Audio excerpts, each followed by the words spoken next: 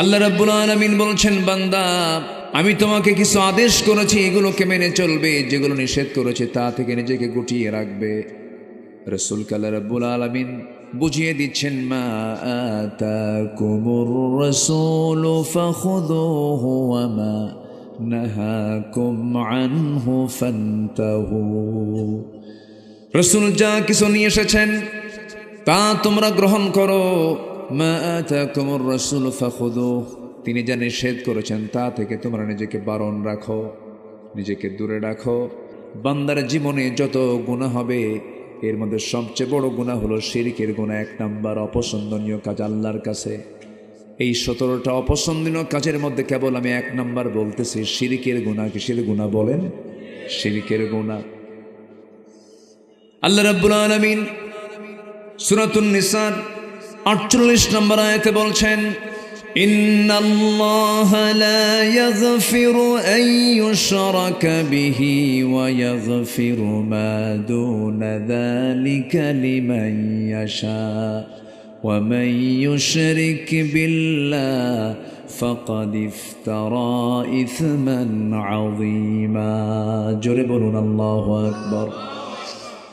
আল্লাহ রাব্বুল আলামিন বান্দার সকল গুনাহগুলোকে মাফ করে দিবেন, কিন্তু শিরকের গুনাহ কখনো মাফ হবে না। ওয়া মান ইউশরিক বিল্লাহি ফাকাদ হারামাল্লাহু আলাইহিল জান্নাহ। যে ব্যক্তি শিরক করবে তার জন্য জান্নাতটা হারাম হয়ে যাবে, তার জন্য জান্নাতটা বাজেয়াপ্ত হয়ে যাবে, সে জান্নাতের গন্ধ কখনো পাবে না। এই জন্য আমার বন্ধুগণ, কিছু কিছু গুনার ক্লাস আছে, দুনিয়ার জিন্দেগিতেও কিছু কিছু ভুল আছে। আপনি কাউকে থাপ্পড় মেরেছেন, আপনার ফাঁসি হবে না, কিন্তু আপনি একজনকে গুলি করে মেরে ফেলে দিয়েছেন। 2 অপরাধ কি একরকম নাকি? 2 অপরাধের শাস্তি কি একরকম না 2 রকম? 2 রকম। বান্দার ভুল হতেই পারে, বান্দা ভুল করতেই পারে, কিন্তু কিছু কিছু গুনাহ আছে যে গুনার মাফ হবে না। এর মধ্যে অন্যতম হলো শিরকের গুনাহ। শিরিকটা কি? শিরিক এমন একটি গুনার নাম, বান্দা নিজেও টের পায় না আমি কখন শিরিক করে ফেলেছি। পিঁপড়া হাঁটলে যেমন পিঁপড়ার হাঁটার আওয়াজ কানে যায় না, বান্দা যখন শিরিক করে বান্দা নিজে অনেক সময় টের পায় না। মাস্টার্স পাস করেছে, পড়াশোনা সম্পূর্ণ হয়ে গেছে, বিসিএস পরীক্ষায় চান্স হয় নাই, ভাইবা হয় নাই, রিটেন হয় নাই, হতাশ চিত্ততা নিয়ে এক সময় বলেই ফেলে, আল্লাহ কি করে খাবো, আমি তো শেষ হয়ে গেলাম, কেমন করে চলবো, কেমন করে খাবো, কেমন করে আমি ঘুরবো ফিরবো। এই যে হতাশা, কে আমাকে দেখবে, কে আমাকে চালাবে, এই যে কথার মধ্যে তার যে অনেকগুলো কথা বের হয়ে গেছে, এর মধ্যে শিরকের কিছু গন্ধ আছে না নাই? আসতে বলবেন না, আছে না নাই? আল্লাহ নিজে বলে দিচ্ছেন, ওয়া মান ইয়াতাওয়াক্কাল আলাল্লাহ ফাহুয়া হাসবুহ। যে ব্যক্তি আল্লাহর প্রতি জীবনের সকল জায়গায় ভরসা রাখবে তার জন্য কাউকে দরকার হবে না, তার জন্য আমি আল্লাহ নিজে যথেষ্ট। জোরে বলেন সুবহানাল্লাহ। কার কথা? পৃথিবীতে মানুষ ছাড়া কোনো প্রাণীর কোনো খাদ্য গুদাম আছে নাকি? আছে? নাই। শুধু পিঁপড়া ছাড়া একটা প্রাণী আছে, পিঁপড়া। শুধু পিঁপড়াটা কিছু খাবার মজুদ করে, এছাড়া পৃথিবীতে কোনো প্রাণীর খাদ্য গুদাম নাই। কোন প্রাণী কি না খেয়ে মারা যায়? মানুষ আসতে কয়, মানুষ মারা যাচ্ছে না? ফিলিস্তিন, বর্তমান দুনিয়া, আধুনিক দুনিয়াতেও মানুষ না খেয়ে মারা যাচ্ছে, মানুষ না খেয়ে মারা যাচ্ছে। এটা খাদ্যের ঘাটতির কারণে নয়, বন্টনের দুর্নীতির জন্য। ঠিক কি না? বন্টনের দুর্নীতির জন্য। খাদ্যের সংকট নাই, বন্টনের সংকট। কিসের সংকট বলেন তো? ঠিক আছে, বন্টনের সংকট। সম্মানিত ভাইয়েরা, সম্মানিত বন্ধুগণ, আজকের আধুনিক দুনিয়াতে এমনও দেশ আছে মাসের পরে মাস খাবার নাই, পানি নাই। ফিলিস্তিনের ছোট্ট ছোট্ট বাচ্চাগুলো বাপ হারিয়েছে, মা হারিয়েছে, ঘর বাড়ি বোম্বিং করে উড়াইয়া দিয়েছে। সেই ছোট্ট ছোট্ট বাচ্চাগুলো খোলা আকাশের নিচে দাঁড়িয়ে আকাশের দিকে তাকিয়ে বলে, আকাশের মালিক, শুনলাম গোটা দুনিয়াতে নাকি প্রায় 200 কোটি মুসলমান, আজকে আমাদের পেটে কোনো খাবার নাই, আমরা আজকে না খেয়ে আছি। কই পৃথিবীর কোনো মুসলমান তো আমাদের সাহায্যে আমাদের পাশে দাঁড়ায় আসে না, দাঁড়াচ্ছে না। আল্লাহ তোমার আদালতে তাদের বিরুদ্ধে মামলা দিলাম, কি জবাব দিবেন আপনি? সম্মানিত ভাইয়েরা, পৃথিবীর কোন প্রাণী না খেয়ে থাকে না। জলভাগের সেই প্রশান্তের তলদেশে কোন প্রাণী, ছোট্ট ছোট্ট প্রাণীগুলো, এগুলো খাবারের দায়িত্ব নিয়েছেন তিনি কে? এগুলো প্রাণীকে কে খাওয়ান? আল্লাহ খাওয়ান। উড়ন্ত পাখিগুলো, কোনো খাদ্য গুদাম নাই, কেউ না খেয়ে থাকে না। কিন্তু মানুষের মধ্যে এত প্রবলেম কেন? মানুষ তো খাদ্য গুদামও বানিয়েছি, খাদ্যের মজুদও খাদ্যের মজুদও করে থাকে, এরপরও মানুষের এত সংকট কেন? এটার মূল কারণ হলো কোন প্রাণী আল্লাহর আনুগত্যের বাইরে কেউ চলে না। আল্লাহ রাব্বুল আলামিন বলেন, ওয়ালাহু আসলামা মান ফিস সামাওয়াতি ওয়াল আরদ তাওআন ওয়া কারহা। আসমান জমিনে যত প্রাণী আছে, সমস্ত প্রাণীগুলো ইচ্ছাই হোক অনিচ্ছাই হোক আল্লাহর কাছে তারা সারেন্ডার করছে, আত্মসমর্পণ করছে। কিন্তু সবচেয়ে বড় প্রবলেম হলো বান্দার ভিতরে। আসতে বলবেন না, জোরে বলেন ঠিক কিনা? বান্দার ভিতরে বুকটা আমার ফেটে যায়। এতগুলো মানুষ, আমার দেশের মুসলমান, বিশ্বের অনেক দেশ সফর করেছে। আমার মনে হয় যদি হিসাব করা হয়, যদি গড় হিসাব করে দেখা হয় কোন দেশের মুসলমান সবচেয়ে কম নামাজি, আমার মনে হয় সেই দিক থেকে বাংলাদেশটাই ফার্স্ট হয়ে যাবে। শুক্রবারের দিনও মুসলমান নামাজে যায় না। জরিপ এসেছে মাত্র 15% মুসলমান হলো নামাজি। এর কারণটা কি? এই 53 বছর বহু নেতার আগমন হয়েছে। নেতাগুলো গরম গরম বক্তৃতা দিয়েছে, জনসভা করেছে, কিন্তু নেতাগুলো তার জনগণকে, তার কর্মীকে নামাজের দাওয়াত দেয় নাই। ঠিক কিনা? ও যুবকরা, তোমরা রক্ত দিয়েছ, দেশকে জুলুম থেকে মুক্ত করেছ, তোমাদের কাছে আমার প্রাণের দাবি, আমি তোমাকে সতর্ক করার জন্য বলছি, যে নেতা তোমার হাতে মদের বোতল তুলে দেবে, যে নেতা তোমার হাতে নারীকে তুলে দিবে, যে নেতা তোমাকে অস্ত্র তুলে দেবে, যে নেতা তোমাকে নামাজের কথা বলবে না, যে নেতা তোমাকে পরকালের ভয়ের কথা বলবে না, ওই নেতা তোমার জন্য দুনিয়াতেও বিপদের কারণ, আখিরাতেও বিপদের কারণ। ওই সমস্ত নেতৃত্বের মুখে তোমরা জুতা মারো, থুতু মারো। ঠিক কিনা? জুতা থুতু মারো। অসৎ নেতৃত্বের বুকে লাথি মারো, সৎ নেতৃত্ব গড়ে তোলো, নিজেকে প্রস্তুত করে নাও। একটা জুলুম থেকে বাঁচার জন্য যদি এই পরিমাণ রক্তের প্রয়োজন হয়, এই কোরআন প্রতিষ্ঠার জন্য আরো পথ আছে না নাই? আরো পথ বাকি আছে না নাই? আছে। আমাদের সংগ্রাম সেই সময় পর্যন্ত চলবে যতক্ষণ না কোরআনটাকে তার সঠিক জায়গায় না পৌঁছানো যাবে। সবাই রাজি আছেন তো? সবাই রাজি আছেন তো? 1000 বছর ওয়াজ করে বেহাপনা বন্ধ করতে পারবেন না। 1000 বছর ওয়াজ করে চিটাগং সিটি থেকে মদের দোকান বন্ধ করতে পারবেন না। 1000 বছর ওয়াজ করে বৃক্ষাবৃত্তির লাইসেন্স আপনি বন্ধ করতে পারবেন না। কিন্তু কোরআনটাকে যদি আমরা জায়গা মতো পৌঁছায় দিতে পারি, কোরআন দিয়ে শুধু নামাজ হবে, কোরআন দিয়ে সমাজ গড়বে না, এমন চিন্তা লালন করা কিছু মানুষ আমার দেশে আছে না নাই? আসতে বলবেন না, আছে না নাই? আছে। কিন্তু কোরআন শুধু নামাজের কিতাব নয়, কোরআন হচ্ছে এমন একটি কিতাবের নাম যা দিয়ে বান্দার জীবনের সকল কিছুর সমস্যার সমাধান নিশ্চিত করতে পারে। আল্লাহু আকবার বলেন। অতএব কোরআনকে শুধু আমরা নামাজের ভিতরে দেখতে চাই না, শুধু তেলাওয়াতে দেখতে চাই না, কোরআনকে শুধু আমরা কাগজের পাতায় আর নামাজের পাতায় দেখতে চাই না, আমরা কোরআনকে দেখতে চাই সমাজের পাতায় পাতায়, প্রত্যেকটা সেক্টরে, সচিবালয় থেকে শুরু করে নিয়ে প্রত্যেকটি অঙ্গনে আমরা কোরআনকে দেখতে চাই। রাজি আছেন কারা কারা? হাত উঁচু করে দেখান।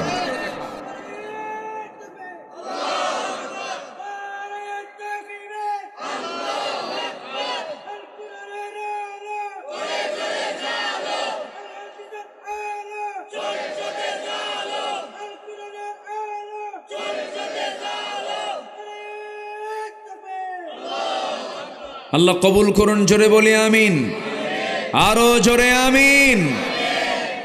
ধোঁকা তো আমরা কম খেলাম না, অনেক ধোঁকা খেয়েছি। এই 53 বছরে যে বৈদেশিক সাহায্য আমার দেশে এসেছে, এর 75% চলে গেছে নেতাদের পকেটে, কোনো কাজ হয়নি। যা ছিল দেশের সম্পদ, এই 16 বছরে 18 লক্ষ কোটি টাকা দেশের ঋণ রেখে ওরা নিজেদের পকেট ভরাইছে, 11 লক্ষ কোটি টাকা দেশ থেকে পাচার করেছে। আমরা সুন্দর করে সাজাতে চাই দেশটাকে, অন্য কিছু দিয়ে নয়। আমরা কারো বাবার আদর্শ প্রতিষ্ঠা করতে চাই না, আমরা কারো স্বামীর আদর্শ প্রতিষ্ঠা করতে চাই না, আমরা প্রতিষ্ঠা করতে চাই কার বিধান? আসতে বলবেন না, কার বিধান? এই চিন্তা লালন করে আমরা সামনের দিকে আগাবো, জোরে বলি ইনশাআল্লাহ। আমাদের সাহায্য করবেন কে? সাহায্য করবেন কে? কিন্তু সাহায্য যে করবেন তিনি, কিন্তু আল্লাহর যদি অপছন্দনীয় কাজ যদি আমাদের মধ্যে থাকে, তাহলে কে সাহায্য করবেন? শিরকের কোনো গন্ধ রাখা যাবে না, শনিবারে বাঁশ কাটা যাবে না। আছে নাকি এগুলো? আছে? হ্যাঁ, এইদিকে রবিবারে। আচ্ছা, আমার ওই এলাকায় শনিবারে। খুব সুন্দর মানুষ আপনারা। শনিবারে বাঁশ কাটা যাবে না, মঙ্গলবারে বিয়ে হওয়া যাবে না, আর বিয়ের দিন, বৃষ্টির দিন বিয়ে হওয়া যাবে না। বৃষ্টির দিন যদি বিয়ে হয়, সারা জীবন ওর চোখের পানি ফুরাবে না। ওই যে বৃষ্টি পড়তেছে, ওর চোখের পানিও ফুরাবে না। এরপরে এরকম শিরকের কথা এরকম বহু আসানা নাই, বলেন তো? আচ্ছা, সম্মানিত বন্ধুগণ, শিরক এটা মারাত্মক গুনাহ। আমার দেশের একটা বিশাল অংশ মাজার দেখলেই মাথা খারাপ হয়ে যায়। আছে নাকি? আছে না নাই বলেন তো? আচ্ছা, চিটাগাংয়ের দিকে কিন্তু আরো বেশি। শুধু মাজার দেখা মাত্র ওদের মাথা গরম। সামনে হয়তো কোনো কবরস্থান পাইছে, রাস্তা দিয়ে ট্রাক নিয়ে যাচ্ছে, ট্রাকের ড্রাইভার চালাচ্ছে, হেল্পার কয় বস সামনে কিন্তু মাজার শরীফ, ব্রেক মারতেই হবে, ব্রেক না মারলে আপনার গাড়ি কিন্তু উল্টে যাবে। দেখে নেন, শিরকের গন্ধ আছে নাকি বলেন তো? শিরক আছে না নাই? আচ্ছা, বস ব্রেক মারেন, ব্রেক মারলো, কসকসে 100 টাকার একখান নোট, সামনে কি রাখে ওটা? বক্স আছে, দান বাক্স, দান বাক্সের মধ্যে দিয়ে বলল বাবা বিপদ থেকে বাঁচাইয়া দিও। বিপদ থেকে বাঁচাবেন বাবা না আল্লাহ? আসতে বলে বাবা না আল্লাহ? যে বলল বাবা বিপদ থেকে বাঁচাও, এটা কি ইমানদারের কথা না মুশরিকের কথা? শিরকের কথা এটা। এগুলো হলো শিরকের গুনাহ। আমার দেশে বহু মাজার আছে, বহু জীবিত ভণ্ড কিছু দুশ্মন আছে, ভণ্ড কিছু শয়তান আছে, ওদেরকে আমি পীর বলবো না, কারণ পীর শব্দটা পবিত্র শব্দ। এই দেশে বহু পীরের আগমন হয়েছে। শাহজালাল ইয়ামিনী, শাহপরান, শাহ মাকদুম, খান জাহান আলী, এই যে বড় বড় আল্লাহর অলিগণ এই জমিনে সবুজ ভূখণ্ডে এসেছেন, তাদের মাধ্যম দিয়ে আমরা ইসলাম পেয়েছি। তাদের ত্যাগ, তাদের কোরবানি কোথায় ছিলেন? ইয়েমেন থেকে এসেছেন দেশে, রাশিয়া থেকে এসেছেন, গোটা পৃথিবীর কত দূর থেকে সব কিছু ছেড়ে দিয়ে হিজরত করে তারা দিন প্রচারের জন্য এসেছেন। আজমির শরীফে শুয়ে আছেন খাজা মঈনুদ্দিন চিশতি রহমতুল্লাহ আলাই, রাজা পৃথ্বীরাজের বিরুদ্ধে মোকাবেলা করেছেন। নিঃসন্দেহে তারা হক ছিলেন, বাতিল শক্তির তারা মোকাবেলা করেছেন, তারা হচ্ছেন হক পীর। কিন্তু আমার দেশে কিছু পীর কেবলা আছে যারা উজুই বোঝে না। আছে না নাই বলেন? কি বোঝে না? ওযু বোঝে না, উজুই করে না। পানির তলে কি বলে? পানির তলে মোমবাতি। হ্যাঁ, কি যে স্লোগানগুলো দেয় ওরা, খাজা দিল কর তাজা, ইসমে জালাল, গাজার কলকি খাওয়া হালাল। জোরে কোন নাউযুবিল্লাহ। বদমাইশ এগুলো। এরপরে মোল্লা মুন্সি নামাজ পড়ে, মারেফত তো বোঝে না, বাবার নামে হালকা দিলে ওযু গোসল লাগে না। মানে ওদের ওযুও নাই, গোসলও নাই। যার ওযু নাই, গোসল নাই, ওকে মানুষ না জানোয়ার? আজ থেকে মানুষ না জানোয়ার? জানোয়ার। জানোয়ারের তো কোনো ওযু গোসল লাগে না। এই সংখ্যা কিন্তু কম না, এই সংখ্যা অনেক।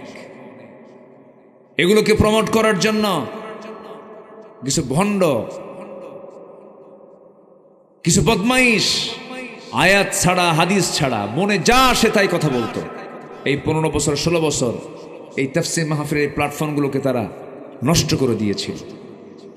আমরা সতর্ক থাকব, অযাচিত কোরআন সুন্নাহ নাই এমন কোন আলোচনা আমরা মঞ্চে শুনতে চাই না। আসতে বলবেন না, জোরে বলুন ঠিক কিনা? এটা খেয়াল রাখতে হবে।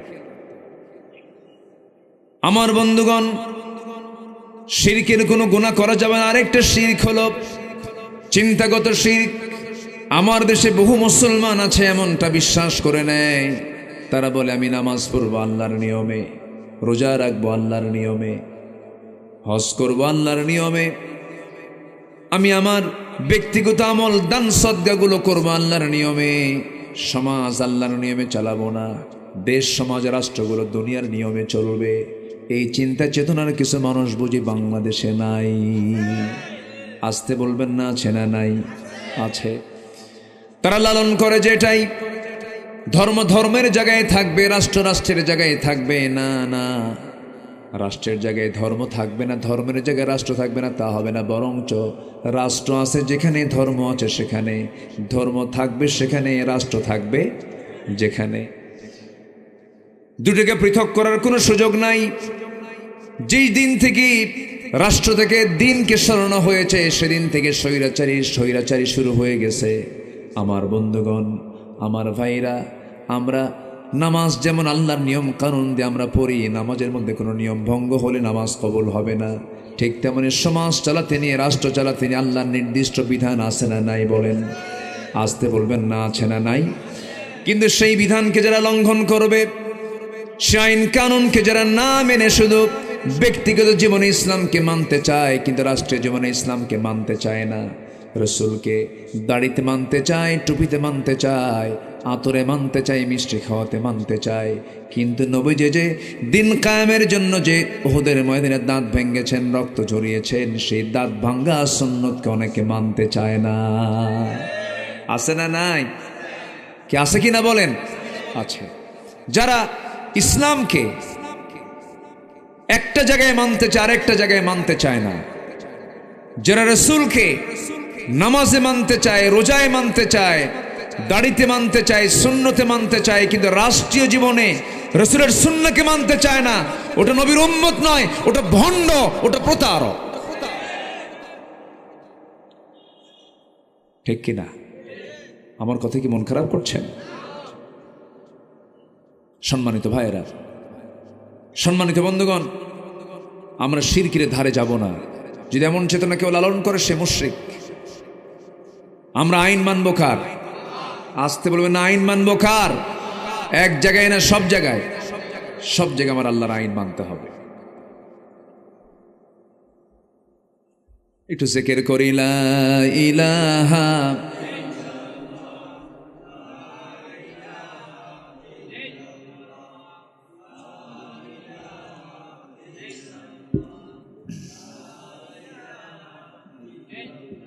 আরো জোরে, লা ইলাহা, আরো জোরে, লা ইলাহা, লা ইলাহা ইল্লাল্লাহু মুহাম্মাদুর রাসূলুল্লাহ সাল্লাল্লাহু আলাইহি ওয়াসাল্লাম। আল্লাহর অপছন্দনীয় কাজ যেন আমি কয়টা বলেছি বলেন তো? মনে আছে আপনাদের? কয়টা বলেছি? এই লোকগুলো ওঠে কেন? আমি কি শেষ করে দেব নাকি? তো ওঠেন কেন?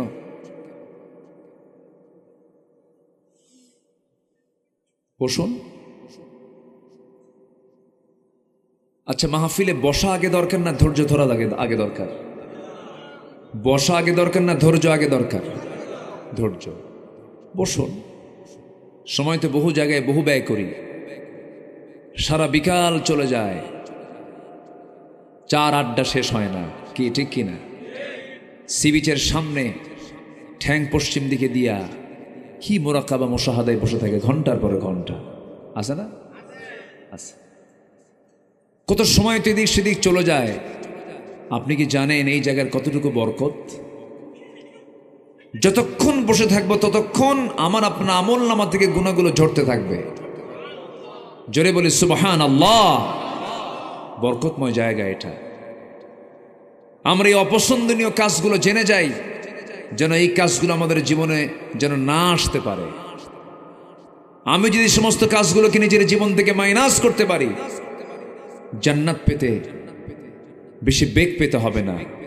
এগুলো পরামর্শগুলো মূলত কে দিয়েছেন? আসতে বলবেন না, কে দিয়েছেন? আল্লাহ দিয়েছেন। নাম্বার 2 হলো যারা মুনাফিকি করে। মুনাফিকি হচ্ছে আল্লাহর কাছে সবচেয়ে অপছন্দনীয় একটা কাজ। আল্লাহ রাব্বুল আলামিন মুনাফিকের শাস্তিটাকে সবচেয়ে বেশি রেখেছেন। মুনাফিক এমন একটি বদগুণ, এমন একটা খারাপ গুণ, একটা মুনাফিক নিজেও আরেকজন মুনাফিককে দেখতে পারে না। মুনাফিক আরেক মুনাফিককে বলে তুই তো বেটা মুনাফিক, ও নিজেও কিন্তু মুনাফিক। আল্লাহ রাব্বুল আলামিন মুনাফিকের শাস্তি নিয়ে তিনি নিজেই বলতেছেন, ইন্নাল মুনাফিকিনা ফিদ দারকিল আসফালি মিনান নার ওয়ালা তাজিদ লাহুম নাসীরা।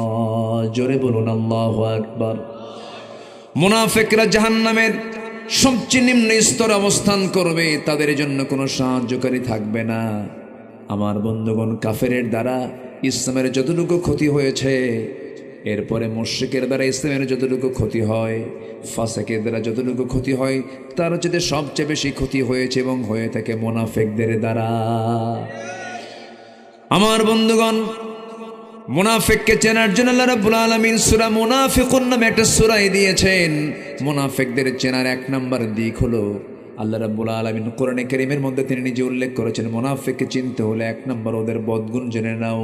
ইন্নাল মুনাফিকিনা লাকাযিবুন। মুনাফিকদের 1 নম্বর বদগুণ হলো তারা সবচেয়ে বড় মিথ্যাবাদী হয়। এখন বলুন, যারা মিথ্যা কথা বলে তাদের আল্লাহ তাআলা কি বলেছেন বলেন? আস্তে করে কি বলেছেন? কি বলেছেন? কি বলেছেন? এটা আমার ফতুয়া না, আল্লাহর ফতুয়া। ইন্নাল মুনাফিকিনা লাকাযিবুন। যারা মুনাফিক তারা মিথ্যাবাদী হয়। আমার নবী যাবার ব্যাখ্যা দিতে নিয়ে বলেছেন, ইযা ওয়াদা আখলাফা ওয়া ইযা তুমিনা খান। যখন সে ওয়াদা করে ওয়াদা ভঙ্গ করে, যখন তার সামনে কোনো আমানত রাখা হয় আমানতের খেয়ানত করে ফেলে, আর যখন সে কারোর সঙ্গে কথা বলতে যায় বেফাস কথা বলে, মুখ খারাপ করে কথা বলে, এই 4টা বদগুণ আছে যার, মুনাফিক সে হয়ে যায়। মুনাফিকের লক্ষণ হলো 4টা। আমার বন্ধুগণ, এখন আমি প্রশ্ন করব, আমার দেশে বুঝি একটা মুনাফিকও নাই? তো পেকুয়া নাই? হ্যাঁ, পেকুয়া আছে? এত সুন্দর মাহফিল, কেউ নড়ে না চড়ে না, আলহামদুলিল্লাহ বসে আছেন। শান্ত হও। কি হয়েছে? কি হয়েছে? এত ফুল কেন? এগুলো কি ফুল? কি তাজা ফুল না প্লাস্টিক ফুল? এই জন্য এত নড়ে। রেখে দেন। তারা সুন্দর করে কোরআনের বাগানটাকে সাজিয়েছে, বলি আলহামদুলিল্লাহ। জি, বসে পড়ুন, বসুন। আলহামদুলিল্লাহ। আমাকে সময় দিচ্ছেন তো নাকি? কেবল 1 ঘন্টা গেল, 1 ঘন্টা চলছে। পয়েন্ট চলতেছে কয়টা? বলেন কয়টা পয়েন্ট চলতেছে? আরো আছে কয়টা? ওয়াজ কি শুরু না শেষ? নুরু, ওয়াজ কি শেষ না শুরু? সময় নিয়ে বসুন। আমরা আজকে 17টা পয়েন্ট একটা একটা করে শিখে যাব। জোরে বলি ইনশাআল্লাহ। তাহলে মিথ্যা কথা বলে যে মুনাফিক, কি ঠিক কিনা বলেন? এটা কি আমার ফতুয়া না আল্লাহর ফতুয়া? আমরা তো কেউ মিথ্যা কথা কই না। হ্যাঁ, মিথ্যা কথা বলি। তাহলে নিজেকে নিয়েও টেনশন আছে না নাই?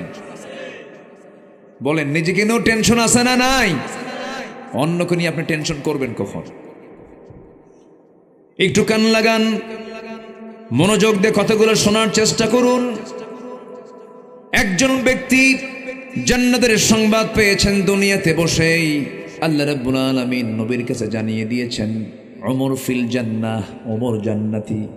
এমন একজন জান্নাতের সংবাদ প্রাপ্ত একজন সাহাবী হাউমাউ করে একদিন কাঁদতে কাঁদতে চলে গেছেন এক সাহাবীর কাছে, নাম তার হুযায়ফা। হুযায়ফার সামনে গিয়ে বলছে, ভাই হুযায়ফা,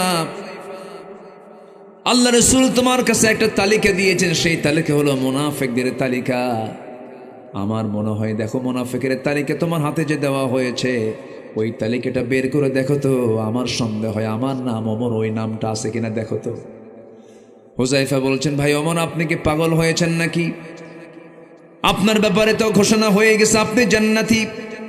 কিন্তু আমার ফারুক বলেন, শোনো হুযায়ফা, আমার মন বলছে আমি মনে হয় মুনাফিকের কাতারে চলে গেলাম কিনা। ওমরের মতো মানুষ যদি এমনটা সন্দিহান হন, এমনটা পেরেশান হন, আমার বন্ধুগণ আমরাও দুনিয়া থেকে বিদায় হয়ে যাব। এই পেরেশানি সবার মধ্যে থাকার দরকার আছে না নাই? সাইয়্যিদিনা হামজা রাদিয়াল্লাহু তাআলা আনহু বাড়ি থেকে একদিন দূর মেরে মেরে রাস্তা দিয়ে যাচ্ছেন আর বলছেন, না ফাকা হানজালা, না ফাকা হানজালা, হানজালা মুনাফিক হয়ে গেছে, মুনাফিক হয়ে গেছে। একজন সাহাবী বলছেন, হানজালা তোমার কি হয়েছে বলো? হানজালা বলছে, আমি মনে হয় মুনাফিক হয়ে গেছি।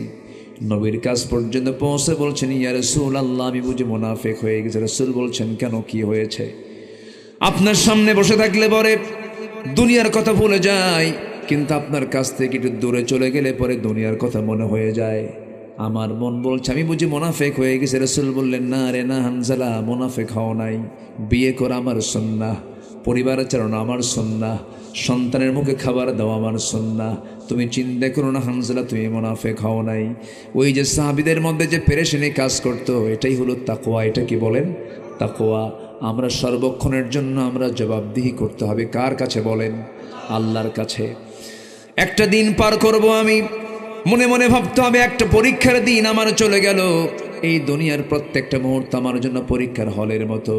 হারাম কোনো কাজে যাওয়া যাবে না, অপছন্দনীয় কোনো কাজে যাওয়া যাবে না, গর্হিত কোনো কাজে যাওয়া যাবে না। মিথ্যা কথা হঠাৎ করে মুখ থেকে বের হয়ে গেছে, সঙ্গে সঙ্গে তওবা করব কার কাছে? একটা হঠাৎ করে গীবত চর্চা মুখ থেকে বের হয়ে গেছে, ক্ষমা চাবো কার কাছে? আল্লাহর কাছে। হয়তো কোনো একটা ভুল করে ফেলেছি, সঙ্গে সঙ্গে স্যারেন্ডার করবো আল্লাহর কাছে আর বলবো, আল্লাহ এই জাতীয় কোনো ভুল আর জীবনে করব না। আমার বন্ধুগণ, যে বান্দার মধ্যে তওবার পরিমাণ বেশি, যে বান্দার মধ্যে ইস্তেগফারের পরিমাণ বেশি, ক্ষমার পরিমাণ বেশি, আল্লাহর কাছে ইস্তেগফার করে, তওবা করে, আল্লাহ ওই বান্দাকে মাফ করার জন্য প্রস্তুতি নিয়ে নেন। জোরে বলে সুবহানাল্লাহ। মুনাফিকের কোনো লক্ষণ নিয়ে আসা যাবে না। ইমানদারের জবান হবে একরকম, ইমানদারের জবান কখনো পাল্টাবে না, ওয়াদা কখনো ভঙ্গ করবে না, কখনো ঋণগ্রস্ত হয়ে থাকবে না। ইমানদার ঋণ মুক্ত থাকবে, ইমানদার কখনো ঋণগ্রস্ত থাকতে পারে না। আমার বন্ধুগণ, ঋণী দু প্রকার, অভাবের কারণে ঋণী হওয়া আর স্বভাবের কারণে ঋণী হওয়া। আমার দেশে অভাবী ঋণী বেশি না স্বভাবী ঋণী বেশি? বলেন বলেন বলেন বলেন। স্বভাবী ঋণী বেশি। একটা দেখেন না, ঋণ করে থুয়ে দিছে কত টাকা, সালমান এফ রহমান। সব ব্যাংক লুটপাট, হলমার্ক, শেয়ার বাজার সহ সব দখল করেছিল 16 বছর। হাজার হাজার কোটি টাকার মালিক হয়ে লাভটা হলো কি? লজ্জায় মাথা নিচু হয়ে যায়। পালানোর জন্য নবীজির মুখের সুন্নাত দাড়িটা পর্যন্ত কেটে ফেলল। জানেন না আপনারা জানেন না? দাড়ি কাটলো, মাথার সাদা চুল কালো বানালো, পাঞ্জাবিটা খুলে গেঞ্জি পরলো, পাজামা খুলে লুঙ্গি পরলো, তরকারিওয়ালা সাজলো। কিওয়ালা? তরকারিওয়ালা সাজলো। নৌকায় চড়েছে বন্ধুকে নিয়ে, বন্ধু দুজন মিলে রওনা দিয়েছে, কিন্তু নৌকার ভিড়ল না। কোস্ট গার্ড ধরে ফেলেছে, ধরে আইনমন্ত্রীকে চিনে বলে, স্যার চিনছি, থানায় যেতে হবে, না নিতে পারলে নিতে পারতেছে না। বলে যে আপনি যার সাথে আসছেন লোকটা কে? তোমরা এখনো চিনো নাই? ওটাই তো দরবেশ। সম্মানিত ভাইয়েরা, জমিনে যারা ফাসাদ সৃষ্টি করবে, আল্লাহর ওয়াদা, ওয়াইলআনুহুমুল্লাহ, জমিনে যারা ফিতনা ফাসাদ সৃষ্টি করবে তাদের উপর আল্লাহ লানত পড়বে। এটা কার কথা? আল্লাহর কথা। আজ থেকে 2 বছর আগে 116 জন আলেমের তালিকা করেছিল এক বদমাইশ বিচারপতি শামসুদ্দিন মানিক। নাম শুনছেন তো? কি মানিক? আরে কালা মানিক বলবেন কেন? কালো তো আল্লাহ বানায় দিয়েছে। কালো তো আরো আমাদের মধ্যে বহু লোক আছে। কালো বানাইছেন কে? আল্লাহ। মানিক দুষ্ট। 116 জন তালিকার মধ্যে আমার নামটাও ঢুকেছে। অত্যাচার কম করণে 16 বছর। ফেরাউন বেঁচে ছিল হলো 1600 বছর, আর এরা ছিল হলো 16 বছর। সংখ্যার যে মিল হলো কেমনে বুঝলাম না। বুঝলেন?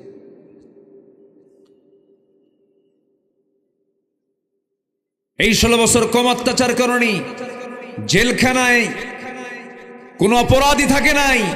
জেলখানায় ছিল সাধারণ মানুষ বেশি না আলেম ওলামা বেশি। আলেম ওলামা, আলেমদেরকে নিয়ে যে পরিমাণ টর্চার করা হয়েছে, এই বিগত 16 বছর থাকার আগে 5 বছর যখন ছিল, 1996 সালে যখন তারা প্রথম আসে, ওই সময় আমাকে প্রথম মামলার আসামি করা হয়। এই গভর্নমেন্ট ক্ষমতায় আসার পরেও বিগত 16 বছর যে ছিল, ওই সময় আমার বিরুদ্ধে মামলা করা হয়। এই কালামানিক, আমি তো কালামানিক বলে ফেললাম, মানে নামটা ফেমাস হয়ে গেছে, তখন কি করবেন এখন? আচ্ছা, ও আমার নামে তালিকা করলো।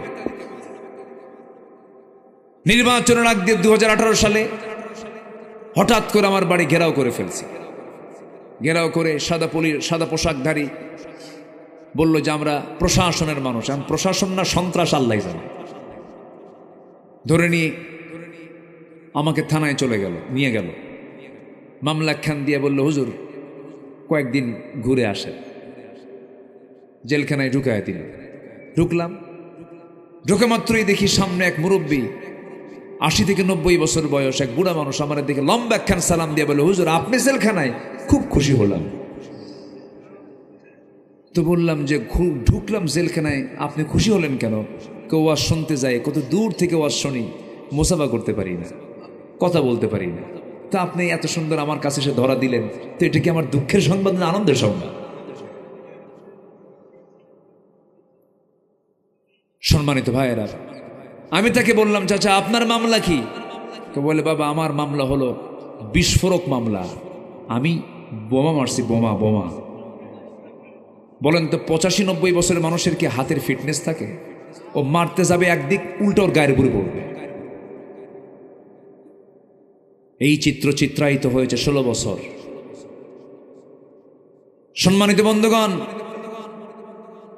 সেই বিচারপতি মানিক আলেমের তালিকা করতে গিয়েছে, 2 বছর পার হয়নি। পালানোর জন্য সে ত্রিপুরা হয়ে দিল্লি যাবে। সিলেটের মানুষ তাকে ধরে মোটামুটি আপ্যায়ন করেছে, মেহমানদারি করেছে। উত্তম মাধ্যম দিয়ে শেষ পর্যন্ত বিসি শুদ্ধ আউট করছে। সম্মানিত বন্ধুগণ, সম্মানিত ভাইয়েরা, ওরা যেমন আমাদের 16 বছরের তালিকা করেছে, প্রত্যেকটি মুহূর্ত ত্রাস সৃষ্টি করেছে। আমরা সুস্পষ্ট জানান দিতে চাই, এই বাংলার সবুজ ভূখণ্ডে ইখতিয়ার উদ্দিন মোহাম্মদ বিন বখতিয়ার খলজির এই দেশে, শাহজালালের এই দেশে, শাহ মাকদুমের এই দেশে যারা নাস্তিক্য চেতনা লালন করতে চায়, যারা আল্লাহ বিরোধী রসুল বিরোধী কোন চেতনাকে প্রমোট করতে চায়, তাদের আমাদের এখন তালিকা করার সময় হয়েছে। ঠিক কিনা বলেন? জাহাঙ্গীরনগর ইউনিভার্সিটি একটা পবিত্র শিক্ষাঙ্গন। মনে আছে কিনা আপনাদের জানা আমি জানি না, এক কুখ্যাত ছাত্র, তার নামও মানিক, 100টা নারীর জীবন ধ্বংস করে, 100 জন নারীকে ধর্ষণ করে, ছাত্রীকে ধর্ষণ করে, ধর্ষণের সেঞ্চুরি উপলক্ষে সে ক্যাম্পাসে এসে সাংবাদিক সম্মেলন করে সে মিষ্টি বিতরণ করেছে। আমাদের দাবি হলো এই সমস্ত কুলাঙ্গারদের প্রকাশ্যে ঝুলে রেখে ওদের রক্ত, মাংস, হাড়, হাড্ডি কুত্তা বিলাই দিয়ে খাওয়ানো দরকার। রাজি আছেন কারা কারা? হাত উঁচু করে দেখান মুসলমান।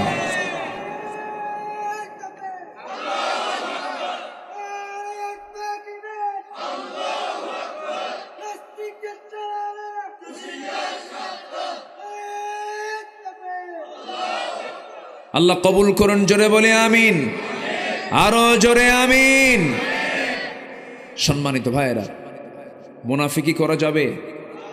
আসতে বলবেন, মুনাফিকি করা যাবে? মুনাফিকের ঠিকানা জাহান্নামের উসা না নিসা? জাহান্নামের সবচেয়ে নিম্ন স্তর অবস্থান করবে মুনাফিকেরা।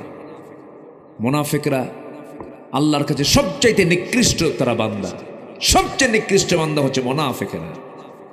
কাফেরের দ্বারা, মুশরিকের দ্বারা, জালিমের দ্বারা যত ক্ষতি হয় তার চেয়ে বেশি ক্ষতি হয় হলো মুনাফিকের দ্বারা। আমার নবীজিকেও সবচেয়ে বেশি কষ্ট দিয়েছে কারা বেশি বলেন তো? মুনাফিকেরা।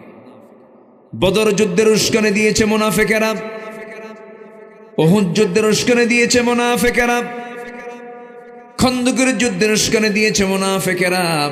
আমার নবীজি মদিনায় থাকাকালীন চতুর্দিকে মুনাফিকরা বসবাস করেছে, ইহুদিদের সঙ্গে যোগসাজশ করেছে, যুদ্ধে আগায়া দিয়েছে তারা। মুনাফিকের নবীর সঙ্গে বহু মুনাফিকি করেছে, নামাজও পড়েছে তারা। নবীজির বয়ান শুনে শুনে চোখের পানি পর্যন্ত ফেলেছে। আমার নবীজির বয়ান শুনে মুনাফিকদের চোখের পানিতে গাল ভিজে গেছে, দাড়ি ভিজে গেছে। নামাজ পড়েছে, রোজাও রেখেছে, দানও করেছে, কিন্তু জায়গা মতো সময়ে গিয়ে তারা মুনাফিকি করেছে। আমার বন্ধুগণ, আমার নবীজির সংসার পর্যন্ত তারা তছনছ করতে চেয়েছিল। কত না শত্রুতা করেছে এই মুনাফিকের দলেরা। আমার নবীজি মুনাফিকদের ব্যাপারে এতটাই কঠোর ছিলেন, মহান রব্বুল আলামিন তাকেও নির্দেশ দিয়েছেন, ইয়া আইয়ুহান নাবিয়্যু জাহিদিল কুফফারা ওয়াল মুনাফিকিনা ওয়াগলুয আলাইহিম ওয়া মাআওয়াহুম জাহান্নাম। জোরে বলুন আল্লাহু আকবার। হে রাসূল, আপনি কাফিরদের বিরুদ্ধে মোকাবেলা করুন, মুনাফিকদের বিরুদ্ধে মোকাবেলা করুন। মুনাফিকদের ব্যাপারে আপনি কখনো নরম হবেন না, কঠোর হবেন, কারণ মুনাফিকদের ক্ষতি ইসলামের দ্বারা, ইসলামের সবচেয়ে বেশি ক্ষতি হয় মুনাফিকদের দ্বারা। আমার দেশের কিছু মুনাফিক আছে, দীর্ঘ 16 বছর ওই সময়টা পার করেছে, মাথায় টুপিও ছিল, মুখে দাড়িও ছিল, একটা মামলা তো দূরের কথা, একটা গায়ে আঁচড় পর্যন্ত লাগে নাই। যায় নাই 16 বছর যায় নাই, কিন্তু চোরের মায়ের আসতে কোন চোরের মায়ের বড় গলা। আমার বন্ধুগণ, আমার নবীজির পারিবারিক জীবনের একটা কথা আমার মনে পড়ে গেল। মুনাফিকরা কত ভয়ঙ্কর দেখেন, যদিও জানা কথা, একটু বোঝানোর জন্য আবার রিপিট করছি, একটু মনোযোগ দিয়ে শুনবেন। আমার নবীজি মদিনা থেকে সাহাবায়ে কেরামকে নিয়ে কোনো একটা অভিযানে বের হলেন। সেই অভিযান থেকে আবার ফেরার পথে নবীজি একজন সাহাবীকে দায়িত্ব দিয়ে বলেন, সাহাবী শোনো, এই জায়গা থেকে মদিনায় যাওয়ার পথে এতগুলো সাহাবী, কিছু সাহাবী পথ হেরে যেতে পারে, পথ ভুলে যেতে পারে। সাফওয়ান, তোমার দায়িত্ব হলো যে সমস্ত সাহাবী আমার পথ ভুলে যাবে তাদেরকে ধরে ধরে নিয়ে তুমি তোমার নিজ দায়িত্বে মদিনা পর্যন্ত পৌঁছায়া দিবা। সাফওয়ান বলছেন, ইয়া রাসূলুল্লাহ, ঠিক আছে, আপনার দায়িত্ব, আপনার দেওয়ার দায়িত্ব আমি যথাযথভাবে পালন করব। কিন্তু বাদ তো কেউ পড়ে নাই, বাদ পড়েছেন আসল মানুষ, তিনি হচ্ছেন আমার নবীজির প্রাণ প্রিয় স্ত্রী আয়েশা সিদ্দিকা রাদিয়াল্লাহু তাআলা আনহা। কেমন করে বাদ পড়লেন? ফেরার পথে তিনি ছিলেন উটের পিঠে, পালকির ভিতরে, হাওদার ভিতরে হঠাৎ করে তিনি বলে ফেললেন, ওই উট যিনি চালাচ্ছিলেন তাকে ডাক দিয়ে বলছেন, আমার হাজুদের চাপ এসেছে, প্রকৃতির চাপ এসেছে, আমাকে নামায় দাও। উটটা বসায় দেওয়া হলো, পালকি নামায় দেওয়া হলো। পালকি থেকে, হাওদা থেকে নেমে তিনি আড়ালে চলে গেলেন শৌচকার্য করার জন্য। দেরি হয়ে গেছে, একটু ফিরতে দেরি হয়েছে। আম্মা জান আয়েশা এত চিকন ছিলেন যে, এত কম ওজনওয়ালা ছিলেন যে, যে সাহাবী দায়িত্ব নিয়েছেন সেই সাহাবী ভেবেছেন মনে হয় আম্মা জান আয়েশা ফেরত এসেছেন। হাওদার মধ্যে উঠেছেন, পালকিতে উঠেছেন। পালকিটা আস্তে করে টান দিয়ে তিনি উটের পিঠে বসায় দিলেন, কিন্তু আম্মা জান আয়েশা বাদ পড়েছেন, তিনি টের পান নাই। অর্থাৎ আম্মা জান আয়েশা থাকলেও যে ওজন, না থাকলেও সে ওজনে, এত ওজন শূন্য তিনি ছিলেন। বাদ পড়ে গেছে। আম্মা জান আয়েশা কি রেখে সবাই চলে গেছে। সব যখন চলে গেছেন বহুদূর পর্যন্ত, আম্মা জান আয়েশা এসে দেখেন কেউ নাই। সামনে আস্তে করে চাদর মুড়ি দিয়ে তিনি বসে গেলেন। পর্দার বিধান তখন নাজিল হয়ে গেছে। আম্মা জান আয়েশা মনে মনে চিন্তা করেন, আহারে মনে হয় বিপদে পড়ে গেলাম। তিনি আল্লাহর কাছে দোয়া করছেন, প্রার্থনা করছেন, আল্লাহর ফায়সালা। দূর থেকে লক্ষ্য করে দেখেন কে যেন বসে আছে। ওই দায়িত্বপ্রাপ্ত সাহাবী কাছাকাছি এসে দেখেন কেউ তো বসে নাই। আমার নবীর স্ত্রী আম্মা জান আয়েশা সিদ্দিকা তিনি বসে আছেন। দায়িত্বপ্রাপ্ত সাহাবী বলছেন, আম্মা জান আয়েশা আপনি চিন্তা করবেন না, আপনার কোনো টেনশন নাই, আমি আপনাকে সঙ্গে করে নিয়ে মদিনা পর্যন্ত নিরাপদে পৌঁছায় দেব। এই কথা বলে আম্মা জান আয়েশাকে ঘোড়ার পিঠে চড়াইয়া দিলেন। রাত্রি নিরাপদে সফরে মদিনা পর্যন্ত আমার নবীর ঘরে পৌঁছায় দেওয়া হলো। নবীর ঘরে যখন তিনি পৌঁছে গেছেন, মুনাফিকদের কানে এই সংবাদ চলে গেছে, তোমরা কি জানো গত রাত্রিতে সাফওয়ানের সঙ্গে একই ঘোড়ার পিঠে আয়েশা এসেছে। আয়েশা ঠিক নাই, আয়েশার চরিত্র নষ্ট হয়ে গেছে, সতীত্ব নষ্ট হয়ে গেছে। যেরকম নাউজুবিল্লাহ। এই সমস্ত আচরণ যারা করে তাদের পরিচয় কি বলেন? আসতে কয়। এই ধরনের লোক মনে হয় বাংলাদেশে নাই। আসতে বলবেন না, আছে না নাই? আল্লামা সাঈদীর বিরুদ্ধে মামলা দিয়েছিল, ধর্ষণের মামলা। আরে এই তো শয়তানও মানবে না। শয়তান কবে আমি মিথ্যা কথা কই, কিন্তু এরকম মিথ্যা কথা আমি করি না। দোয়া করে দেব নাকি? একটু বসুন, ঠান্ডা লাগতেছে মনে হয় আপনাদের, অসুবিধা নাই তো? বলি আলহামদুলিল্লাহ। আমার বন্ধুগণ,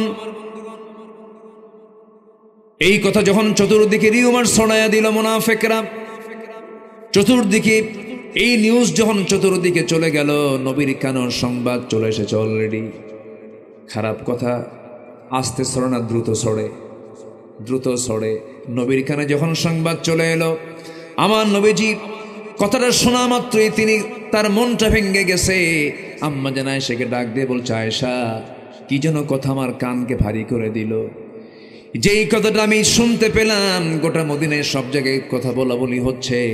আয়েশা আমার মনে হয় এই কথা জানার পর আমি তোমাকে বলতে দেব, আমি তোমাকে বলতে চাই, তোমার এই মুহূর্তে আমার বাড়িতে না থেকে তোমার বাবার বাড়িতে থাকা উচিত। যাও, তোমার বাবার বাড়িতে চলে যাও। আমার বন্ধুগণ, একজন নারীর যখন বিয়ে হয়ে যায়, তার জন্য শ্রেষ্ঠ বাড়ি বাবার বাড়ি না স্বামীর বাড়ি? বলেন কার বাড়ি? কিন্তু যে মহিলা বিয়ের পরে তার কাছে মনে হয় শ্রেষ্ঠ বাড়ি বাবার বাড়ি, সংসার সুখের সংসার সুখের হয়। এরকম কিছু মহিলা আছে না নাই? আসতে বলবেন না, আছে না নাই? আমার মায়ের আলোচনা শুনছেন কিনা জানি না, আছে নাকি? আছে। মা তো অবশ্যই সম্মানী, বাবা তো অবশ্যই সম্মানী, অবশ্যই তারা সম্মানিত জন। মা বাবা, ছেলে হোক, ছেলের কাছে হোক আর মেয়ের কাছে হোক, অবশ্যই সম্মানিত মানুষ তারা। কিন্তু একজন নারীর বিয়ে যখন হয়ে যাবে, তার কাছে শ্রেষ্ঠ বাড়ি হতে হবে স্বামীর বাড়ি। আম্মা জান আয়েশার কানে যখন সংবাদ চলে গেল, রাসূল যখন বলেন, আয়েশা তুমি তোমার বাবার বাড়ি চলে যাও, আম্মা জান আয়েশার চোখের কোনা বেয়ে বেয়ে টপ টপ করে পানি পড়ছে। আর রাসূলকে লক্ষ্য করে বলছেন, ইয়া রাসূলুল্লাহ, আপনি আমার স্বামী শুধু নন, আপনি বিশ্বনবী। আপনি আমাকে অর্ডার দিয়েছেন, আমি যেতে বাধ্য। আমি আমার বাবার বাড়ি চলে গেলাম। তবে একটা কথা বলছি, ইয়া রাসূলুল্লাহি, আমার আপনার সঙ্গে যে বিয়ের বন্দোবস্ত হয়েছে, পৃথিবীর কোনো ঘটক কিন্তু এখানে ঘটকালি করে নাই। স্বয়ং আরশের মালিক আল্লাহ নিজে বিয়ের পয়গাম পাঠাইয়া দিয়েছে। ইয়া রাসূলুল্লাহ, আমি চললাম আমার বাবার বাড়িতে, আমি আল্লাহর উপরে তাওয়াক্কুল করলাম। জোরে বলেন সুবহানাল্লাহ। বিপদ যখন আসবে আমরা ভরসা করব কার উপরে? আল্লাহর উপরে। চলে গেলেন মায়ের বাড়িতে। মা ভালো করে কথা বলে না। বাপ হচ্ছেন আবু বকর সিদ্দিক রাদিয়াল্লাহু আনহু, তিনি ভালো করে কথা বলছেন না। তিনি বলছেন না, ও আমার মেয়ে আয়েশা, তুই রাসূলকে কষ্ট দিলি। সবাই তার প্রতি নেগেটিভ দৃষ্টিতে তাকায় আছে, ব্যবহার খারাপ করতেছে। কিন্তু আম্মা জান আয়েশা যে পুত পবিত্র মানুষ, সেজদায় পড়ে পড়ে কান্দেন। চিকন মানুষ আরো চিকন হয়ে যান, পাটখুরির মতো হয়ে গেছেন। কাঁদতে কাঁদতে যায়, নামাজ ভিজে যায় গোটা রাত। আমার নবীজি যখন ঘুমাতে যান, ঘুমটা ধরে না। হাতটা আগায় দিয়ে ভাবেন আয়েশা বুঝিয়ে আসে, আয়েশা নাই। বুকটা খান খান হয়ে যায়। নবীজির চোখের পানিতে বালিশ ভিজে যায়, আম্মা জান আয়েশার পানিতে যায় নামাজ ভিজে যায়। নবীও কান্দে, আয়েশাও কান্দেন, সাহাবীরাও কান্দে। আর মোনাফেকরা হাসে। আল্লামা সাইদির ফাঁসির রায় দিয়া, রায় যেদিন হলো, গণজাগরণ মঞ্চে হাসির মিষ্টি সরালো। সেই জায়গায় কোথায় তোরা আজকে কোথায়? অনেক বাড়াবাড়ি করেছে তারা। ধরে না, ধরলে আল্লাহ ছাড়ে না। ফাঁসির রায় দিতে পারেনি, কিন্তু চক্রান্ত তারা বসে থাকে নাই। 2023-এর 13ই আগস্ট একটা সুস্থ মানুষকে জেলখানা থেকে জোর করে বের করে এনে হসপিটালে ভর্তির নামে, চিকিৎসার নামে পয়জনিং করে বোর্ড গঠন করে তাকে পরিকল্পিতভাবে হত্যা করা হয়েছে। আমরা তাফসীর মাহফিলের প্ল্যাটফর্ম থেকে স্পষ্ট ভাষায় জানান দিতে চাই, অবিলম্বে আল্লামা সাইদির খুনিদের দৃষ্টান্তমূলক শাস্তি নিশ্চিত করা হোক। রাজি আছেন কারা কারা?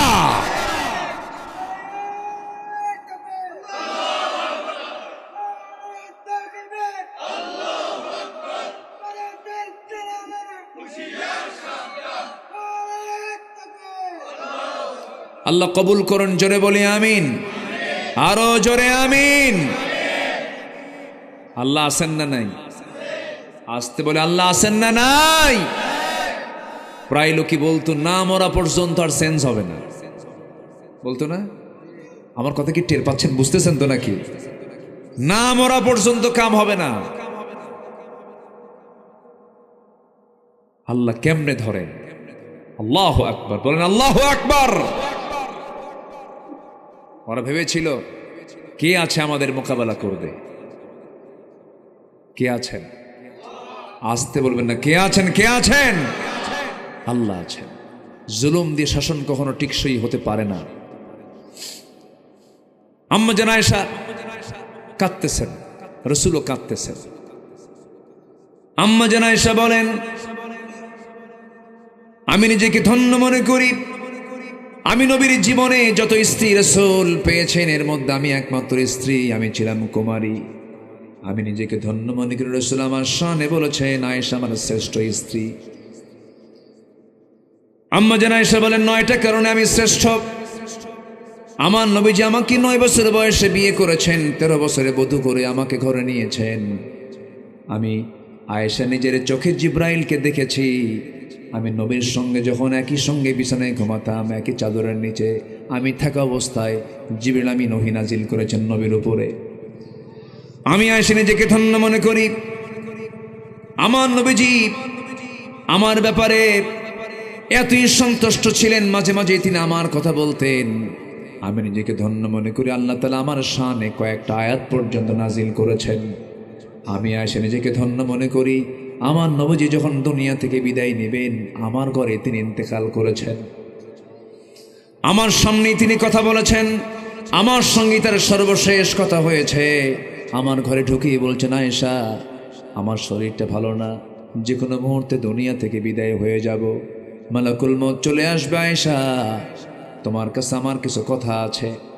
আমার নবীজি ফ্রিলি কথা বলা শুরু করে দিলেন। এমন সময় বলছেন, আয়েশা রে, প্রচণ্ড মাথা ব্যথা হচ্ছে। মাথায় পানি ঢেলে দেওয়া হলো। হঠাৎ করে বেলাল আজান দিয়ে ফেললেন। রাসূল বলছেন, ও আমার আয়েশা, বেলাল তো আজান দিল, মসজিদে যাওয়া দরকার। আমার নবীজি ঘুমন্ত অবস্থা থেকে, শুয়ে থাকা অবস্থা থেকে তিনি দাঁড়াতে লাগলেন। মাথা চক্কর মেরে পড়ে যেতে লাগলেন। আম্মা জান আয়েশা তাকে ধরে ফেললেন। ধরে ফেলে বলছেন, ইয়া রাসূলুল্লাহ, আপনারা বুঝে জামাতে নামাজ আর পড়ার কিসমত হবে না, আপনি পারবেন না। রাসূল বলেন, আয়েশা রে, বুঝতে পেরেছি জামাতে নামাজ আমি আর পড়তে পারবো না, কিন্তু আমার মুসল্লায় কে দাঁড়াবে? কেউ তো দাঁড়ানোর সাহস পাচ্ছে না। তোমার আব্বা আবু বকরকে ডাক দিয়ে বলো আমার মুসল্লায় যেন আমার আবু বকর দাঁড়ায় আমার দায়িত্ব পালন করে নেয়, মানে আমার পরবর্তী খলিফা আমার আবু বকর হবে। যেরকম সুবহানাল্লাহ। নেতৃত্ব আসে নামাজ থেকে, কিসে থেকে বলেন? আসতে বলেন কেন না? নেতৃত্ব আসবে কিসের থেকে? নামাজের যে নেতৃত্ব দেবে সে সমাজের নেতৃত্ব দেবে। যে নেতৃত্ব দিতে যাবে তার যদি নামাজের নেতৃত্ব না থাকে, তার নেতৃত্ব দেওয়ার কোনো অধিকারই নাই। আমার নবীজি বলে দিলেন, ওরে আয়েশা, তোমার আব্বাকে বলো আমার মুসল্লায় যেন দাঁড়িয়ে যায়। আমার নবীজির মুসল্লায় যখন আবু বকর দাঁড়ায় গেছেন, সাহাবে কেরামদের মধ্যে হাউমাউ কান্না শুরু হয়ে গেছে, কান্নার রোল পড়ে গেছে, সবাই কান্নায় অস্থির হয়ে গেছে। সেই কান্নার আওয়াজ নবীর কানে যখন চলে এসেছে হুজরাখানা থেকে, রাসূল বলছেন, আয়েশা, আমার সাহাবীরা কান্দে, আমাকে একটু নিয়ে যাও। জানালার কাছে নিয়ে যাওয়া হলো। নামাজ শুরু হয়ে গেছি। সাইয়েদনা আবু বকর সিদ্দিক রাদিয়াল্লাহু আনহু নামাজ শুরু করে দিয়েছেন। পিছন থেকে সমস্ত মুসল্লিরা সাহাবীরা নামাজ পড়তেছেন। নবীজি তাদের নামাজের দৃশ্যগুলো দেখতেছেন, আর চোখের কোনা বেয়ে বেয়ে টপ টপ করে পানি পড়তেছে। নবীজি কান্দেন। নবীজির চোখের পানিগুলো আম্মা জান আয়েশা মুছে মুছে দিয়ে বলেন, ইয়া রাসূলুল্লাহ, আপনি কান্দেন কেন? তারা তো নামাজ পড়ে। রাসূল বলছেন, আয়েশা রে, মানুষ যখন কান্না করে দুইটা কারণে কান্না করে, একটা হলো চরম দুঃখে কান্দে, আর চরম আনন্দে কান্দে। আমার আজকে কান্নার যে কারণ তুমি বুঝতে পারো নাই, আমার আজকে কান্নার কারণ হলো সবচেয়ে চরম আনন্দের জন্য আমি আজকে কাঁদতেছি। তুমি কি জানো আয়েশা, আমার সাহাবীরা আজকে স্বাধীনভাবে নামাজ পড়তেছে। এই নামাজ আমাকে মক্কার কাফেররা পড়তে দেয় নাই। আমি যখন নামাজ পড়তে গেছি, আমি যখন সালাত আদায় করতে গেছি, রুকুতে গিয়েছি, আমার পিঠের উপর উঠের পচা নারী ভরি চাপায়া দিয়েছে। আমি নামাজ পড়তে গেছি, হাতের মধ্যে পায়ের মধ্যে তারা পুতুল ঢুকায় দিয়েছে, মূর্তি ঢুকায় দিয়েছে, নামাজ পড়তে দেয় নাই। এই নামাজ কায়েমের জন্য আমাকে তায়েফের ময়দানে মার খেতে হয়েছে। এই নামাজ কায়েমের সংগ্রাম করতে গিয়ে দেখো না আয়েশা, আমার দুটো দাঁত নাই। উহুদের ময়দানের দাঁত আমাকে ভেঙে দিয়েছে কাফেররা। তুমি কি জানো আয়েশা, এই নামাজ কায়েমের জন্য আমার কোমরটা আজকে কুঁজা হয়ে গেছে। দেখো না, সোজা হয়ে দাঁড়াতে পারি না। খন্দকে কোদাল মারতে মারতে আমার কোমর কুঁজা হয়ে গেছে। ওরে আয়েশা, এই নামাজ কায়েমের সংগ্রাম করতে গিয়ে দাঁত গেছে, আমার কোমর গেছে। এত ত্যাগ কোরবানির মধ্য দিয়ে আজকে সেই নামাজের পরিবেশ ফিরে পেয়েছি। এই জন্য আমি চরম আনন্দে আমি কাঁদতেছি। আয়েশা রে, আমি বুঝি দুনিয়া থেকে বিদায় নেব। আয়েশা, আমার বাঁচার মনে হয় আর সুযোগ নাই। মালাকুল মউত চলে আসবে, যে কোনো মুহূর্তে আমার ইন্তেকাল হয়ে যাবে। দেখো তো আমার কলিজার টুকরা দরের দুলালি আমার ফাতিমা কোথায়? দরজার কাছে এসে তিনি হাজির হয়ে গেছেন, রাসূলকে সালাম দিচ্ছেন, কিন্তু চোখে মুখে তার কান্না, চোখ দিয়ে টপ টপ করে পানি পড়ছে। বুখারীর বর্ণনা, আমার নবীজি আস্তে করে আম্মা জানায়েশার পাশে ফাতিমাকে বসায়া দিয়ে বলছে, আমার কলিজার টুকরা মেয়ে ফাতিমা, এই দিকে আসো। কানের মধ্যে মুখ ঢুকায়া দিয়া কানে কানে বলছে, ফাতিমা রে, আমি দুনিয়া থেকে এখন বিদায় নিব, আমার বিদায়ের পর তুমিও দুনিয়া থেকে বিদায় নিবা। সান্ত্বনা দিলেন। সান্ত্বনা দিয়ে বলছেন, ফাতিমা, কবরের জিন্দেগিতে তুমি আমার পাশাপাশি থেকে যাবে। মৃত্যুর কথা শুনলে মানুষ ভয় পায়, কিন্তু ফাতিমা মৃত্যুর কথা শুনে তিনি ভয় পেয়েছেন, আনন্দ পেয়েছেন। আনন্দ পেয়েছেন, আহা, আব্বার সঙ্গে কবরের মাটিতে আমার দেখা হয়ে যাবে। আমার নবীজি দুনিয়া থেকে বিদায় নিয়ে নেবেন। এমন সময় বলছেন, ফাতিমা, কোনো চিন্তা করো না, যাও। এবার বলছে, আয়েশা, আমি দুনিয়া থেকে বিদায় নিয়ে নেব, দেখো তো ঘরের মধ্যে কোনো কিছু আছে নাকি। তন্ন তন্ন করে খুঁজে খুঁজে 5 খণ্ড স্বর্ণের টুকরা পাওয়া গেল, বার পাওয়া গেল। হাতের তালুতে নিয়ে বলছে, আয়েশা রে, এতটুকু সম্পদ আমি আমার ঘরে রাখতে চাই না, এটা দিন প্রতিষ্ঠার সংগ্রামে আমি দান করে দুনিয়া থেকে বিদায় হতে চাই। আমার নবীজি তাও দিয়ে দিলেন। আমার নবীজি এবার বলছেন, আয়েশা, আমি দুনিয়া থেকে বিদায় নিয়ে নেবে, মালাকুল মউত চলে আসবে, আমার জান কবজের জন্য প্রস্তুতি চলতেছে। ওরে আয়েশা, একটা কথা তোমাকে বলে দিচ্ছি, আমার উম্মতকে সর্বশেষ একটা মেসেজ দিয়ে দিবা, আমার উম্মতরা যেন কখনো 5 ওয়াক্ত নামাজ না ছেড়ে দেয়। সবাই কি নামাজ পড়তে রাজি আছেন নাকি? সবাই কি নামাজ পড়তে রাজি আছেন? জোরে বলি, ইয়া আল্লাহ, আমাদেরকে 5 ওয়াক্ত নামাজ আদায় করার তৌফিক তুমি আল্লাহ দিয়া দাও। জোরে বলি আমিন, আরো জোরে আমিন, আরো জোরে আমিন। আমার বন্ধুগণ, আমার নবী যে এই কথা বললেন, দুনিয়া থেকে তিনি বিদায় নিয়ে নিলেন। নবীজির শেষ কথা ছিল সালাত। আমার আল্লাহ তাআলা কিয়ামতের দিন প্রথম কথা বলবেন কি নিয়া? আরো জোরে কি নিয়া? জাহান্নামে যাবার এক নাম্বার কারণ কি বলেন? সালাত। কিন্তু আজকে কত নেতা আমার দেশে আসলো গেল, কেউ তো সেই সালাতের বয়ান কেউ করলো না রে ভাই, ঠিক কি না? সব ধোঁকাবাজ, সব কি ধোঁকাবাজ। যে আপনাকে জাহান্নাম থেকে বাঁচার জন্য সতর্ক করবে না, সে কিসের বন্ধু, সে কিসের নেতা? জুতা মারা দরকার বেদবদের। কষ্ট পাচ্ছেন? বাস্তব তো তাই। যে আমার পরকালের উপকারে আসবে না, যে আমার আখিরাতের উপকারে আসবে না, সে আমার কিসের নেতা? ওই নেতৃত্ব আমরা মানি না। জোরে বলি ইনশাআল্লাহ, জোরে বলি ইনশাআল্লাহ। আম্মা জান আয়েশা স্বামীর ঘরে না বাবার ঘরে? কেউ তো কিছু কয় না। কার ঘরে গেছেন? আলোচনা কি শেষ হয়েছে? আলোচনা আছে না নাই? জোরে বলি ইনশাআল্লাহ। আল্লাহ পছন্দ করেন কয়টা কাজ? আজকে আলোচনায় কয়টা কাজ? 17টা কাজকে অপকর্মকে অপছন্দ করেন। এর মধ্যে চলতেছে কয় নাম্বার? আরো আছে কয়টা? 15টা। বলেন এখন মাহফিল কয়দিন হওয়া দরকার?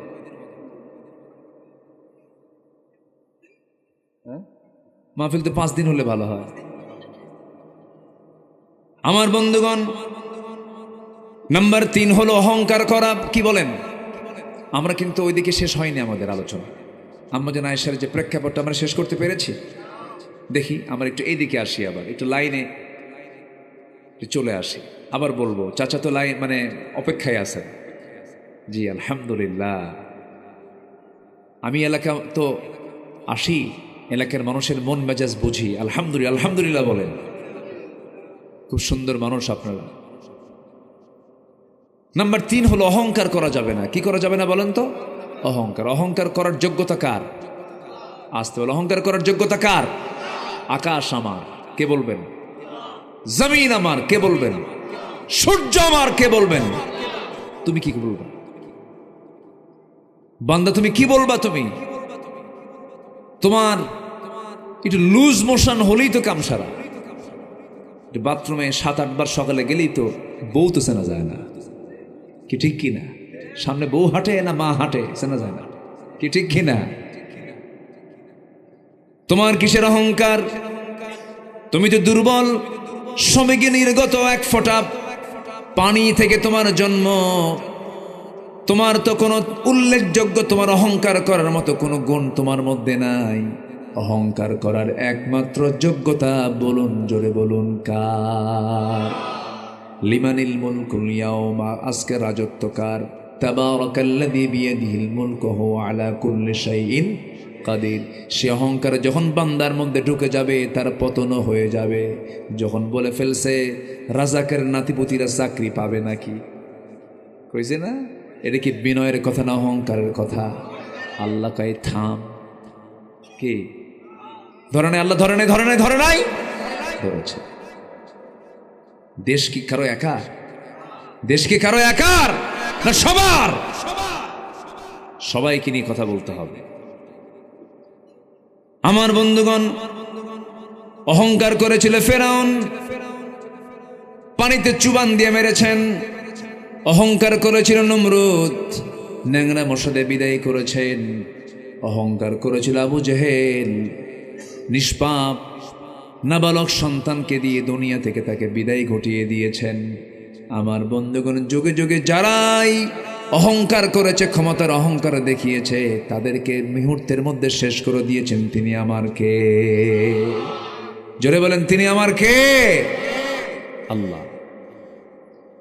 আমার বন্ধুগণ, অহংকার করা যাবে না। আল্লাহ রাব্বুল আলামিন বলেন, লা তামশি ফিল আরদি মারহান ইন্নাকা লান তাখরিকাল আরদা ওয়া লান তাবলুগাল জিবালা তুলা। জোরে বলুন আল্লাহু আকবার।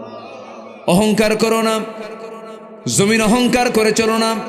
তোমার অহংকারে তুমি এক চুল পরিমাণ উঁচু হতে পারবে না, জমিন এক চুল পরিমাণ দাবা দিতে পারবে না। তোমার কিসের অহংকার? তোমার অহংকার করা মানায় না। অহংকার করবেন একমাত্র তিনি আমার কে? আল্লাহ তাআলা ইমানদার বিনয়ী হবে, ইমানদার ক্ষমাশীল হবে, ইমানদার জমিনে চলবে অত্যন্ত বিনয়ী হয়ে, মানুষের সঙ্গে খুব বিনয়ী হয়ে কথা বলবে, সুন্দর আচরণ করে কথা বলবে, বুক উঁচু করে দম্ভ ভরে নিচের দিকে না তাকায় যারা অহংকার করে হাঁটবে, তাদের অহংকারকে মুহূর্তের মধ্যে চূর্ণ করতে পারেন তিনি আমার কে। আমার বন্ধুগণ, অহংকার করা হচ্ছে আল্লাহর অপছন্দনীয় কাজ।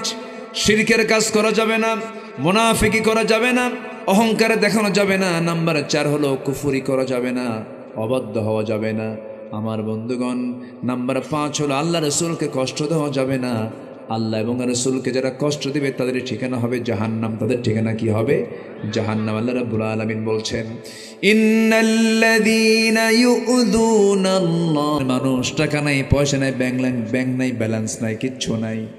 সকালবেলা ঘুম থেকে উঠেই নামাজ পড়ে চলে গেছে জমিতে, কোদাল মারতে মারতে এমন অবস্থা, প্রচণ্ড ক্ষুধা, বাড়িতে এসে আদা সিদ্ধ কোনো কিছুই নাই। সকালবেলা রাতের পোড়া খাবার, রাতের সেই পান্তা ভাত পাতিল ভরা ছিল, সেই পাতিল ভরা এক পান্তা 1 কেজি পরিমাণ পাতিলের সেই পান্তা লবণ দিয়া, পেঁয়াজ দিয়া, শুকনো মরিচ অথবা কাঁচা মরিচ দিয়া এমন মারা মারলো গোগ্রাসে। এক চোটে 1 কেজি পান্তা খাওয়ার পর যখন বলা হয় খাইছো কেমন, পেটের কোনা ফোর্স আরো কেজি হলে ভালো হয়। কি ঠিক কিনা কন? আমার বন্ধুগণ, রিজিক কে দেন? আসতে বলুন, রিজিক কে দেন? তাহলে আপনি সন্তানকে মারবেন কেন? সন্তানকে হত্যা করবেন কেন? আল্লাহ বলছেন এটা আমার কাছে খুব অপছন্দনীয় কাজ। কারণ সন্তান পৃথিবীতে তোমার দিয়েছেন, কিন্তু তোমার সন্তান হতে পারে কিন্তু বান্দাটা কার? বান্দি কার? আল্লাহর বান্দা, আল্লাহর বান্দি। কারণ তারা জিকিরের জন্য দুনিয়াতে আসছে, তুমি জিকিরটা বন্ধ করলা, রাগ করবেন কে? রাগ করবেন কে? বান্দা জিকির করে কার? তুমি কি মারতে পারবা নাকি? তুমি মারতে পারবা না। সন্তান হঠাৎ করে পেটে চলে আসছে, বার্থ কন্ট্রোল তো করেই, এরপরও কাম হয় নাই।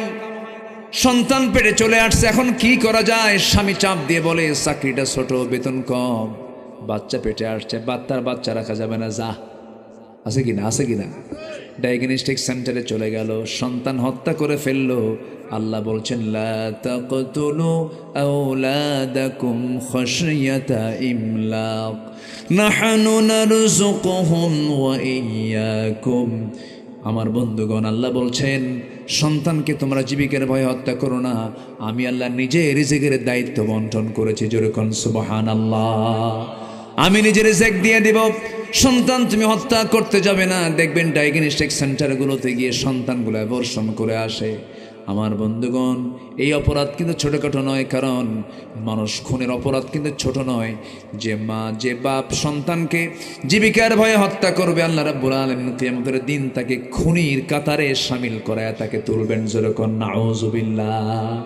আবার দেখবেন সন্তান পেটে আসছে, যায় বলে ডাক্তারকে, বলে ডাক্তার কও তো ছেলে না মেয়ে হয়েছে। আছে কি না? কব এগুলো ওয়াজ করবো, কথা বলবো, কথা বলবো, দোয়া করে দিই। অনেক রাত হলো তো, আলোচনা চলুক, হুজুর মরুক। মাইক তো ভালো হয়ে গেছে এখন দেখি। এতক্ষণ কি করছিলেন আপনারা? হ্যাঁ, কি ছিল না? এখন তো মাইক সুন্দর, মোটামুটি ভালোই হয়েছে। যে বলি আলহামদুলিল্লাহ। এই ওঠেকে ধরেন তো, ওই যে পিছন থেকে কে গেল? ভাবছেন হুজুর দেখে না? না, বসেন। বসে গেছে, আলহামদুলিল্লাহ। অনেক রাত হয়েছে, আমি কষ্ট দিচ্ছি না তো আপনাদের? আবার বলি আলহামদুলিল্লাহ। আল্লাহ তুমি শহীদ ওয়াসিমের কবরটাকে জান্নাতের টুকরা বানায় দাও, তার আব্বা আম্মাকে ধৈর্য ধরার তৌফিক দিয়ে দাও। 2টা ছেলে, একটা ছেলে বেঁচে আছে, আল্লাহ তুমি তাকে হায়াতে তাইয়্যিবা দান করো। জোরে বলি আল্লাহুম্মা আমিন। সাথে সাথে আমাদের যে প্রবলেমগুলো আছে, আল্লাহ আমাদের প্রবলেমগুলোকে তুমি আল্লাহ সলভ করে দাও, জটিলতাকে তুমি আল্লাহ সহজ করে দাও। জোরে বলি আল্লাহুম্মা আমিন। জি, সন্তানকে হত্যা করা, সন্তান আপনার হতে পারে, কিন্তু বান্দাটা কার? আল্লাহ। ডায়াগনস্টিক সেন্টারে গিয়ে বলে ডাক্তার দেখো তো ছেলে না মেয়ে। ছেলে হলে পরে কোনো কথা নাই, দারুণ খুশি। বাচ্চা হওয়ার আগে 10 কেজি মিষ্টি বাড়িতে পৌঁছে যায়। বাচ্চা কিন্তু হয়ই নাই, তার আগে কয় কেজি? 10 কেজি। আর যদি মেয়ে সন্তান হয়, কিরকম খুনি কিরকম পাষাণ, স্বামী স্ত্রী দুইজন মিলেই বলে মেরে ফেলো, যেরকম নাউজুবিল্লাহ বিআইয়ি যামবিন কুতিলাত। আছে না আয়াত, আছে না নাই?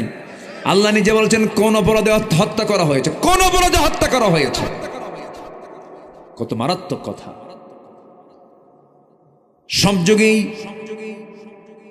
মেয়ে সন্তান হলে পরে একটু মনক্ষুণ্ণ হতো, আজকের সমাজেও দেখবেন যদি সন্তানটা মেয়ে হয় বাড়িতে মনে হয় মানুষ মরে গেছে। এরকম হয় না? এরকম হয় না? আচ্ছা, জন্ম নিলে এটা কি আনন্দের কথা না দুঃখের কথা? সন্তান পৃথিবীতে আসলে কি আনন্দ না দুঃখ? কিন্তু যে বাড়িতে মেয়ে